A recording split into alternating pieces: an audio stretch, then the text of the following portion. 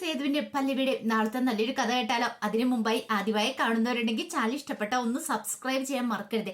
Video ഇഷ്ടപ്പെടുവാണെങ്കിൽ like ചെയ്യാനും നിങ്ങളുടെ വിലയേറിയ അഭിപ്രായങ്ങളൊക്കെ രേഖപ്പെടുത്താനും മറക്കരുത് കേട്ടോ. അങ്ങനെ നാളത്തെ കഥയെ നമ്മൾ കാണുന്ന ഋതു രാവിലെ തന്നെ കുളിച്ചൊരുങ്ങുവാണ്. അപ്പൊ ഇന്നാണ് ഋതു ഹോസ്പിറ്റലിലേക്ക് പോകുന്നത്. ഇന്ദന്റെ കുഞ്ഞിനെ ഇന്ന് തന്നെ കൊണ്ട് ഇല്ലാതാക്കണം. അപ്പൊ അതിന് വേണ്ടുന്ന കാര്യങ്ങളൊക്കെ രാജമ്മ പറഞ്ഞു കൊടുത്തിട്ടുണ്ടായിരുന്നു. അപ്പൊ രാവിലെ ആഹാരമൊന്നും കഴിക്കാൻ പാടില്ല, നേരത്തെ തന്നെ ചെല്ലണം, തന്നെ വിളിച്ചാൽ മതി. അങ്ങനെ ഋതു രാവിലെ തന്നെ ഒരുങ്ങി പുറത്തേക്ക് ഇറങ്ങാൻ തുടങ്ങുമ്പോഴത്തേനും പല്ലവി അങ്ങോട്ടേക്ക് വരുന്നേ. പല്ലവിയെ കണ്ടു കഴിഞ്ഞപ്പോ ഋതുവിന് വല്ലാത്തൊരു ടെൻഷൻ ഉണ്ടായി. പല്ലവി എന്തെങ്കിലും ചോദ്യങ്ങളൊക്കെ ചോദിക്കുമെന്ന്. അല്ലെങ്കിൽ തന്നെ പല്ലവിക്ക് സംശയമായിരുന്നു ഋതുവിന്റെ ഓരോ പെരുമാറ്റത്തിലും. ഋതു എന്തൊക്കെയോ ഒരു കള്ളത്തരം ഒപ്പിക്കുന്നുണ്ട് എന്നൊരു ചിന്തയുണ്ടായിരുന്നു. പിന്നീട് പല്ലവിച്ചു, ഋതു നീ എങ്ങോട്ടാന്ന് ചോദിച്ചു. അല്ല അത് പിന്നെ ഞാന് ഷോപ്പിങ്ങിന് പോവാന്ന് പറഞ്ഞു. ഷോപ്പിങ്ങിനോ? അല്ല എന്താ എന്താ പല്ലവി നീ അങ്ങനെ ചോദിച്ചേ? ഋതു ഒരു കാര്യം ചെയ്യാം, ഒന്നെങ്കിൽ അച്ഛനെ കൂട്ടിക്കൊണ്ട് പോ, അല്ല ഞാനും കൂടെ വരാം, ആരെങ്കിലും വരാന്ന് പറഞ്ഞു. വേണ്ട, അതിന്റെ ആവശ്യമൊന്നും ഇല്ലാന്ന് പറഞ്ഞു. പല്ലവി എപ്പോഴും നമുക്ക് ആരെങ്കിലും കൂട്ടിക്കൊണ്ട് പോകാൻ പറ്റുന്ന കാര്യമാണോ? ഞാൻ തനിച്ചു പോയിക്കോളാന്ന് പറഞ്ഞു. ഋതു നിനക്കെന്താ ഒട്ടും ബോധമില്ലേ? നീ പ്രഗ്നന്റ് ആന്നുള്ള കാര്യം നിനക്ക് ഓർമ്മയില്ലേ?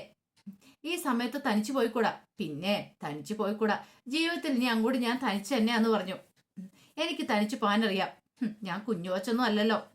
അപ്പോഴേക്കും പല്ലവി പറഞ്ഞു, നിന്റെ ഈ അവസ്ഥ കൊണ്ടാ ഞാൻ പറഞ്ഞേ, എനിക്കിപ്പോ പ്രത്യേകിച്ച് ഒരു അവസ്ഥയില്ല പല്ലവി, എനിക്ക് പോകാൻ അറിയാന്നൊക്കെ പറഞ്ഞ് ഋതു പല്ലവിക്ക് മുഖം കൊടുക്കാതെ പുറത്തേക്ക് ഇറങ്ങി. ആ സമയത്ത് പിന്നാലെ പൂർണിമ വന്നു. പൂർണിമ വന്നിട്ട് ചോദിച്ചു, നീ ഇതെങ്ങോട്ടാ ഋതു പോണേന്ന് ചോദിച്ചു. അത് പിന്നെ എനിക്കൊന്ന് ഷോപ്പിങ്ങിന് പോണെന്ന് പറഞ്ഞു. ഷോപ്പിങ്ങിനോ? അല്ല ഷോപ്പിങ്ങിനല്ല, എനിക്ക് അമ്പലത്തിൽ പോണെന്ന് പറഞ്ഞു. അമ്പലത്തിലോ? എന്താ ഒരു കാര്യം ചെയ്യാം, ഞാനും കൂടെ വരാന്ന് പറഞ്ഞു. വേണ്ട വേണ്ട, ഞാൻ തനിച്ചു പോയിക്കോളാം, എനിക്ക് തനിച്ചു പോകാൻ അറിയാന്ന് പറഞ്ഞു. എന്താ ഋതു നീ ഇങ്ങനെ? നിനക്ക് പോണെങ്കിൽ ആരെങ്കിലും കൂട്ടിക്കൂട്ട് പോയപ്പോരെ, തനിച്ചു പോകേണ്ട കാര്യമുണ്ടോ? അതെ, എനിക്ക് തനിച്ചു പോകാൻ ഇപ്പൊ താല്പര്യം എന്നും പറഞ്ഞ് ഋതു അവിടെ നിന്നില്ല. ഋതു പെട്ടെന്ന് പുറത്തേക്ക് ഇറങ്ങിപ്പോയി.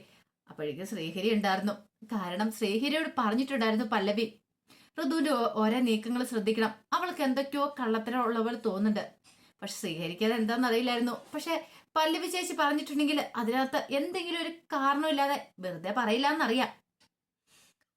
ഒടുവിൽ പുറത്തേക്ക് ഇറങ്ങി പോകണം. ആ സമയത്ത് ഋതുവിനെ ശ്രീഹരി ചോദ്യം ചെയ്യണം. ഋതുവിനോട് ചോദിച്ചു, എന്താ ഋതു നീ ഇത് എങ്ങോട്ടാന്ന് ചോദിച്ചു. അതെ, എനിക്ക് ക്ഷേത്രത്തിൽ വരെ ഒന്ന് പോകണമെന്ന് പറഞ്ഞു. ആണോ, അന്നൊരു കാര്യം ചെയ്യാം, ഓട്ടോറിക്ഷയിലേക്ക് കയറിക്കോ, ഞാൻ കൂടെ വരാന്ന് പറഞ്ഞു. വേണ്ട വേണ്ട, ഓട്ടോറിക്ഷ ഒന്നും വേണ്ടാന്ന് പറഞ്ഞു. അതെന്താ? അത് പിന്നെ ഡോക്ടർ പ്രത്യേകം പറഞ്ഞിട്ടുണ്ട്. എന്ത്? ഈ സമയത്ത് കുറച്ച് എക്സസൈസ് ഒക്കെ വേണം, അതുകൊണ്ട് നടക്കണമെന്നൊക്കെ. ഇപ്പൊ നടക്കുമ്പോ കുറച്ച് എക്സസൈസ് ആവുമല്ലോ, അതുകൊണ്ട് എപ്പോഴും വണ്ടിക്ക് പോയിട്ടുണ്ട് ശരിയാകത്തില്ല, വയറ്റി കിടക്കുന്ന കുഞ്ഞിനും അത് ദോഷം ചെയ്യുന്നു പറഞ്ഞു. ശ്രീഹരി പറഞ്ഞു, എന്താണെങ്കിലും ഈ അവസ്ഥയിൽ ഇങ്ങനെ പോണെന്ന് ഞാൻ പറയത്തില്ല, ഞാൻ എവിടെയാന്ന് പറഞ്ഞാൽ മതി, ഞാൻ അവിടെ കൊണ്ടേ ആക്കാന്ന് പറഞ്ഞു. വേണ്ട വേണ്ട, അതിന്റെ ആവശ്യമില്ല എന്ന് പറഞ്ഞു പോയി. അപ്പോഴേക്കും പല്ലവി പൂർണിമ അടുത്തേക്ക് വരുവണം. പൂർണിമ പറഞ്ഞു, മോളെ ഋതു ഇത് എങ്ങോട്ടാ പോയെന്ന് അറിയില്ലല്ലോ, ക്ഷേത്രത്തിലേക്കാന്നും പറഞ്ഞിട്ട് അവൾ ഇറങ്ങിയേക്കുന്നത്. ക്ഷേത്രത്തിലേക്കോ? എന്നോട് അവള് പറഞ്ഞു ഷോപ്പിങ്ങിനാന്നാണല്ലോ എന്ന് പറഞ്ഞു. ഷോപ്പിങ്ങിനോ? അതെ അമ്മേ, അവളുടെ പോക്കിൽ എന്തോ ഒരു പന്തികേടുണ്ട്.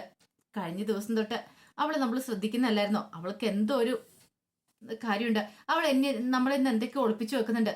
അത് കേട്ടപ്പോ പൂർണ്ണിമ പറഞ്ഞു, കഴിഞ്ഞ ദിവസം അവള് പോയെന്ന് പറഞ്ഞില്ലേ, പോയിട്ട് വന്നു കഴിഞ്ഞപ്പോ തന്നെ അത് ഞാൻ ശ്രദ്ധിച്ച കാര്യമാണ്. അവൾ എന്തോ നമ്മളിന്ന് മറയ്ക്കാൻ ശ്രമിക്കുന്നുണ്ട്. ഈ പോക്ക് ശരിയായ പോക്കാന്ന് എനിക്ക് തോന്നില്ല. പല്ലവി പറഞ്ഞു, അത് ശരിയാ, അവള് വല്ല ആപത്തിലും ചെന്ന് പെടുവോന്ന് എനിക്ക് സംശയമുണ്ട്. അത് കേട്ട് കഴിഞ്ഞപ്പോ പൂർണ്ണിമ പറഞ്ഞു, ഇനിയിപ്പൊ എന്ത് ചെയ്യും? നോക്കട്ടെ, അമ്മ വിഷമിക്കാതിരിക്കുക. പക്ഷേ അവളെ അങ്ങനെ തന്നെ ഞാൻ വിടാൻ ഉദ്ദേശിക്കുന്നില്ല. അവളെ എങ്ങോട്ട് പോയാലും ഞാൻ നോക്കിക്കോളാം അമ്മ, അമ്മ ധൈര്യമായിട്ടിരിക്കാൻ പറഞ്ഞു. പല്ലവി പുറത്തേക്ക് ഇറങ്ങി.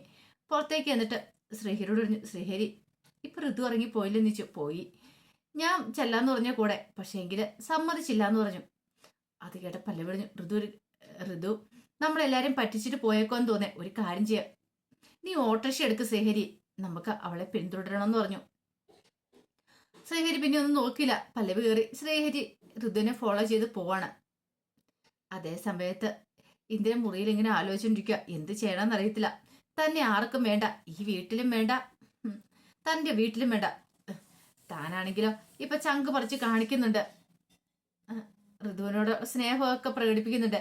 പക്ഷെ അവൾ തന്നോട് അടുക്കാൻ കൂട്ടാക്കുന്നില്ല. അപ്പൊ അതിന്റെ ഒരു ടെൻഷൻ ഉണ്ടായിരുന്നു. കുറച്ച് കഴിഞ്ഞപ്പം ആഹാരം കഴിക്കാനായിട്ട് വന്നിരിക്കുകയാണ്.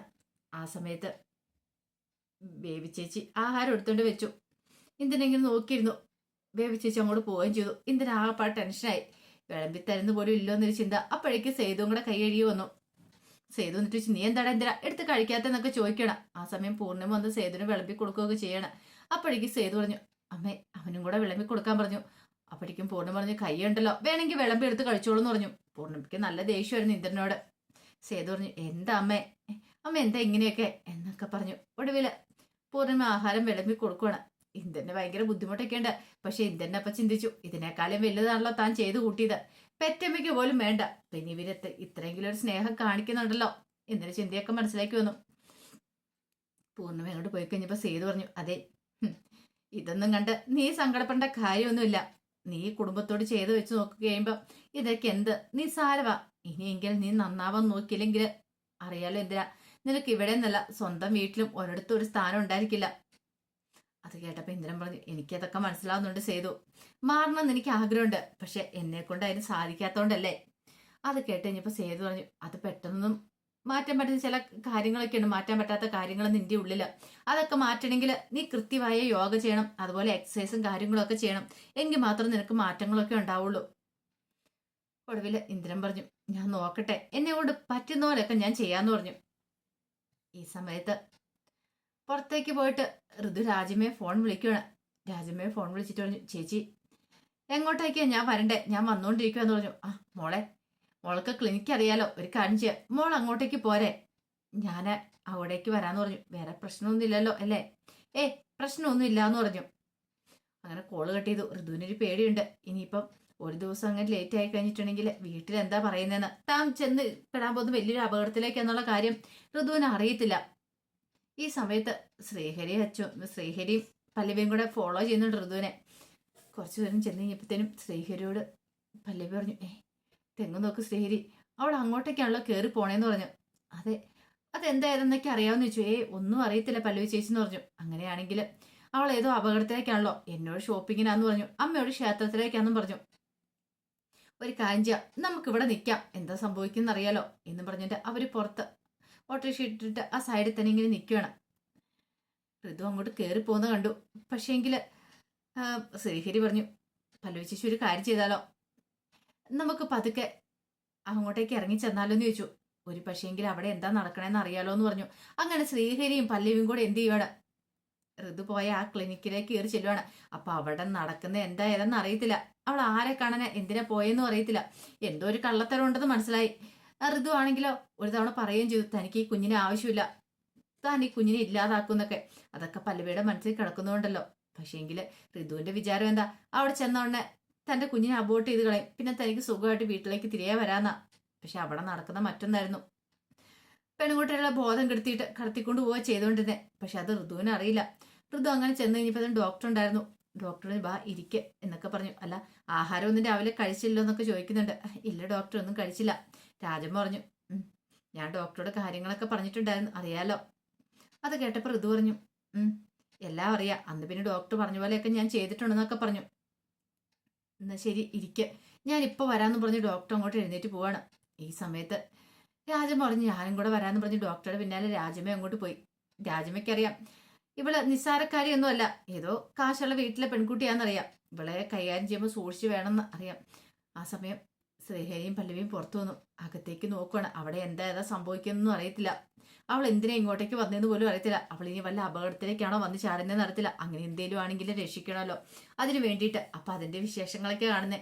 ഇനി എന്താണെങ്കിലും ഋതുവിനെ അവർ മയക്കി കടത്തിക്കൊണ്ട് പോകാൻ ശ്രമിക്കും. പക്ഷേങ്കിൽ പല്ലവി ശ്രീഹരിയൊക്കെ പുറത്തുണ്ടല്ലോ, അവർ ഋതുവിനെ രക്ഷിക്കുക തന്നെ ചെയ്യും. അപ്പൊ അതിന്റെ വിശേഷങ്ങളൊക്കെയാണ് നമ്മൾ കാണാൻ പോകുന്നത്. ആ വിശേഷങ്ങൾക്കായി നമുക്ക് എല്ലാവർക്കും കാത്തിരിക്കാട്ടോ. ഒരിക്കൽ കൂടി എല്ലാവർക്കും ശുഭരാത്രി നേർന്നുകൊണ്ട് നിർത്തുന്നു. നന്ദി.